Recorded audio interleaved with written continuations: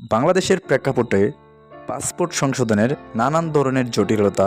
তো আমি আজকে ৬৮টি পাসপোর্ট অফিসের নাম্বার দিয়ে দিয়েছি এবং ৬৪টি জেলার সকল যে পাসপোর্ট অফিসের নাম্বারগুলো আছে আমি সবগুলো নাম্বার ডিটেলসে একে একে দিয়ে দিয়েছি। এখান থেকে আপনার জেলার নাম্বারটা আপনি নিয়ে নিন এবং খুব সহজেই যোগাযোগ করতে পারবেন। এখানে ডিটেলসলি সব নাম্বার দেওয়া আছে, আপনি আপনার জেলার নাম্বারটা নিতে পারবেন।